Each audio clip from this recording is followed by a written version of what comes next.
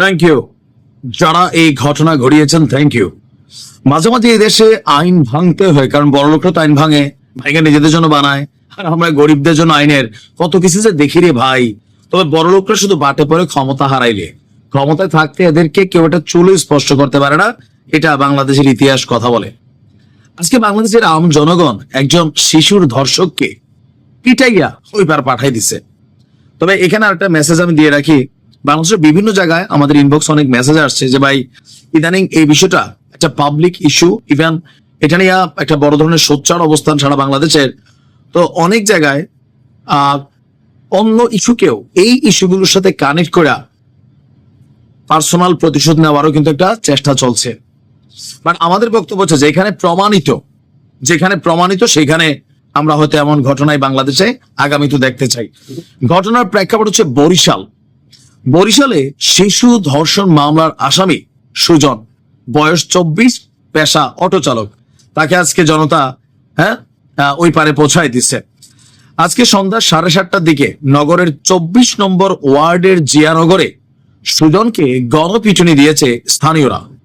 পরে রাত 9টার দিকে বরিশাল শেরেবাংলা মেডিকেল কলেজ হাসপাতালে তার মৃত্যু হয়েছে। এখন কি হয়েছে, আমরা পুলিশের যিনি ওসি সাহেব আছেন, তদন্ত কর্মকর্তা কোতোয়ালি মডেল থানার এসআই হামিদ ভাই, তিনি বলছেন যে নিহত সুজনের জিয়ানগর এলাকার একটি বাসায় ভাড়া থাকতো। ফাইন। তো পেশায় সে অটো চালক।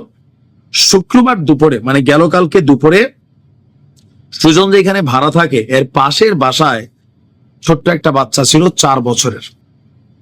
এই বাচ্চাটাকে সে ধর্ষণ করেছে, অভিযোগ বাচ্চার মায়ের। আর এই ঘটনার পর গতকালকে থেকে সে পলাতক ছিল।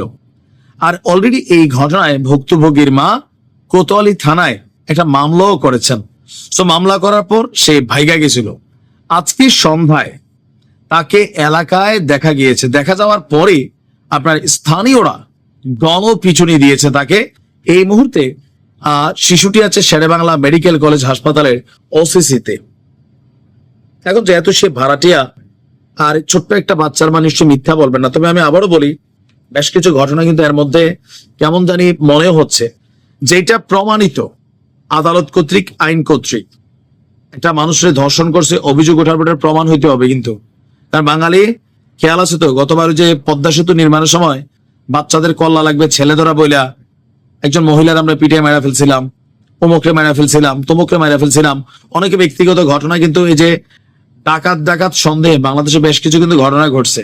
আপনার আমার সাথে ভালো না, আমি মাইকে আওয়াজ দিচ্ছি ডাকাত কইয়া 50 জন আপনি কিলিয়া মারা ফেলছি, ডাকাত সন্দেহে পাবলিক নিয়ে ঘটনা ঘটাই দিচ্ছে। সো এগুলো তো একটু কনসার্ন থাকতে হবে। যেটা প্রমাণিত, আমরা চাই আইন শৃঙ্খলার মাধ্যমে, আইনের মাধ্যমে এদের 3 দিনের মধ্যে, আমরা যেভাবে চাই পাবলিকলি প্রকাশ্যে শাস্তি নিশ্চিত করুন। আমরা আইন তুলে হাতে নেওয়ার দরকার নেই হাতে। ধন্যবাদ, ভালো থাকুন, আসসালামু আলাইকুম।